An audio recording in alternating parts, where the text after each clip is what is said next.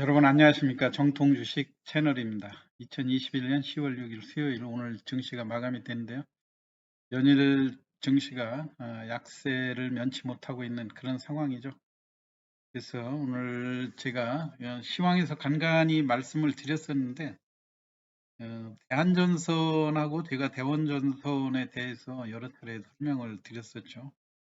이제 지금 주가가 많이 하락된 이 시장에서 대한전선을 보유하고 계신 고객분, 근데 왠지 이게 이름이 서로 달라갔고요. 한쪽은 대한, 한쪽은 대원전선 이렇게 하다 보니까 제가 두 종목을 비교해서 많이 설명을 드리게 되거든요. 그런데 일단 그 대한전선을 보유하고 계신 고객분들한테 어, 다소 오해가 없으시기 바라고요. 제가 객관적인 측면에서 볼 때 이렇게 주가가 하락하고 약세로 가는 이런 때에 단순히 기존에 가지고 있던 종목에 계속 그 종목을 홀딩하면서 상승하기만 기다릴 것이 아니라 뭔가 조금이라도 좀 더 유리한 측면으로 바꿀 수 있으면 한번 바꿔보는 것도 좋지 않겠느냐 하는 측면에서 저는 제가 객관적으로 볼 때 대한전선보다는 대원전선이 좋아 보이는 이유에 대해서 오늘 간략하게 설명을 드리도록 할게요. 우선 첫째는 주식 수량 측면이거든요. 여러분들도 잘 아시다시피 대한전선의 최대 단점은 8억 5천만 주에 이르는 이 주식 수량이 너무 많다고 하는 측면이에요. 그거에 비해서 대원전선은 전체적으로 주식 수량이 7,100만 주밖에 되지 않기 때문에 어, 대한전선보다 10분의 1 정도, 10분의 1도 넘죠. 한 12분의 1 정도로 주식 수량이 적기 때문에 훨씬 안정적으로 대원전선이 올라갈 수 있다고 하는 그 물량 부담이 가볍다 이런 측면이죠. 만약에 상승으로 전환할 경우에. 그리고 또 중요한 거는 대한전선은 코스피 200 종목에 들어가다 보니까 이 공매도라고 하는 그런 측면들, 최근에 이제 개인 투자자들이 이 종목을 장기에 그 보유하고 있는 것들이 눈에 띄지 않습니까? 제가 여러 차례 설명을 드렸지만 이 대한전선의 그나마 최대의 장점이라고 한다 그러면 주가가 급격히 상승은 못하지만 언제든지 상승으로 전환할 거라는 이런 믿음을 갖는 개인 투자자들, 그러니까 매집이라고 그러죠. 이 매집을 해서 기다리고 있는 개인 투자자들이 상당히 많다고 하는 것이 눈에 뻔히 보여요. 왜냐하면 전체 수량이 8억 5천만 주인데 이 중에서 외국인이 약 한 2% 정도 가지고 있고 대주주가 40% 정도 가지고 있다 그런다면은 넉 잡고 기관하고 외국인의 물량 또 은행권에 보유하고 있는 물량 이런 것들을 감안을 해볼 때 대주주가 가지고 있는 것이 한 4억 주 가량. 그래서 전체적으로 보면 한 3억 주 정도는 다 개인 투자자들 거거든요.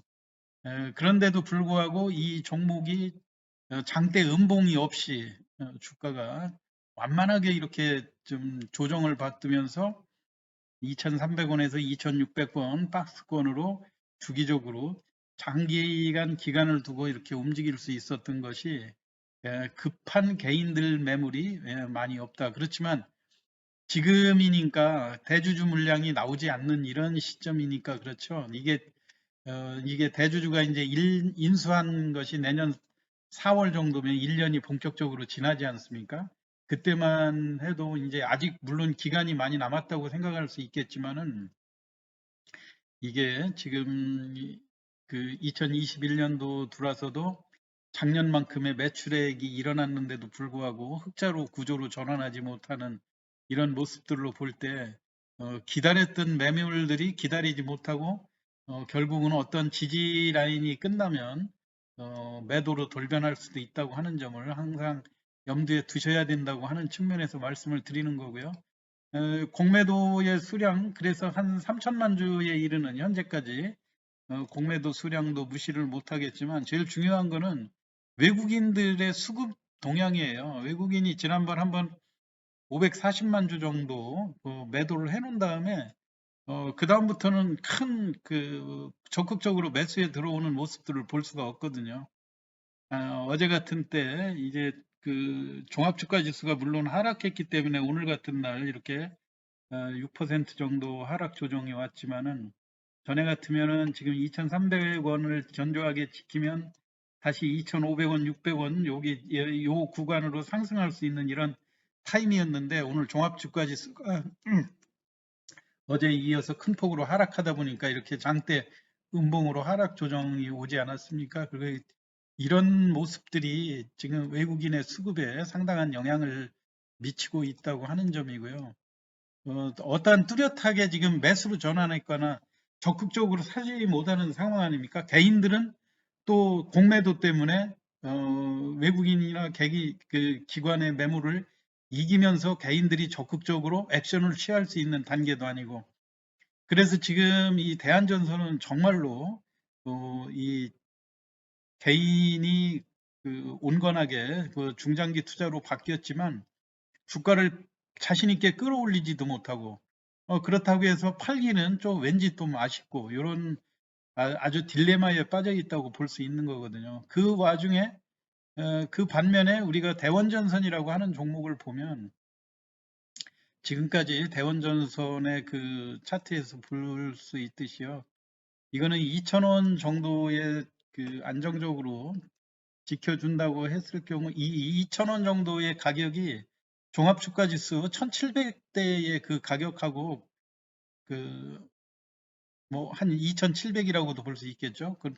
그 정도의 가격에 그러니까 거품이 완전히 다 제거된 그런 가격이라고 보여지고요. 제일 중요한 거는 이 가격대에서 들어오면 외국인의 적극적인 매수가 뒷받침이 되고 있다고 하는 점이에요. 최근에는 2,000원 선에 외국인들이 적극적으로 매수를 했었는데 오늘하고 어제 같은 그런 하락은 불가피하게 종합주가 지수가 60포인트 이상 50포인트 60포인트 이렇게 하락하는 더군다나 우리뿐만이 아니라 해외 시장까지 뒷받침이 안 되고 하니까 할 수 없이 쏟아져 나온 그런 매물이라고 보여지죠. 그때마다 외국인들이 적극적으로 매수량을 늘리고 있다는 측면에서 그게 더 유리하다고 보여지는 거고요. 두 번째는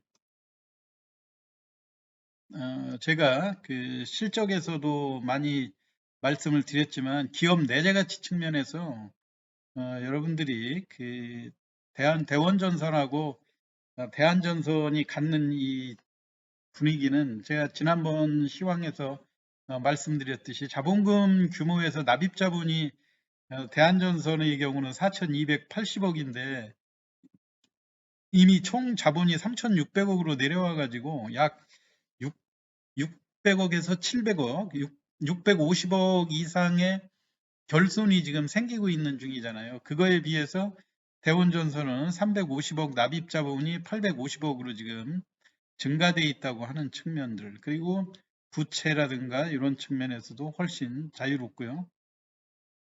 무엇보다도 대원전선은 안정적인 매출액으로 항상 꾸준히 일정한 수익이 나는 자본 집약적인 그런 회사인 반면에 대한전선은 2021년도 상반기에 8천억 정도의 매출액을 일으켰는데도 불구하고 이게 마이너스 163억 정도 적자로 전환한 흑자로 전환시키지 못하는 이런 구조적인 요인이 최대의 단점이라고 볼 수가 있는 거죠.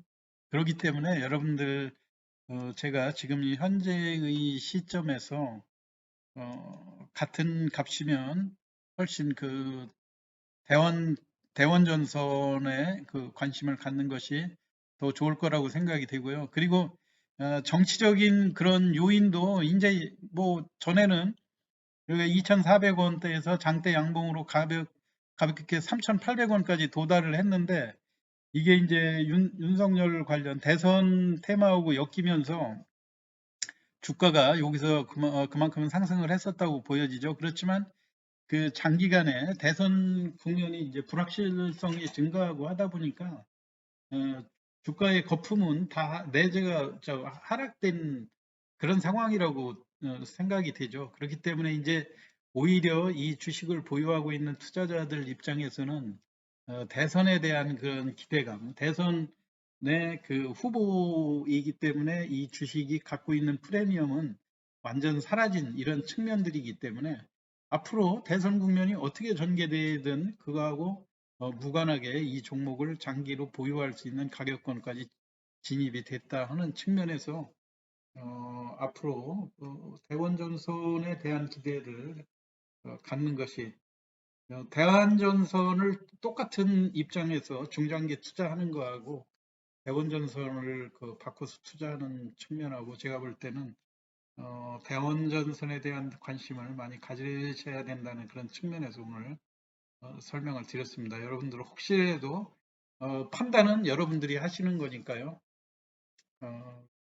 여러분들도 한번 제가 말씀드린 내용을 한번 잘 판단해 보시면서 투자에 활용하시기 바랍니다.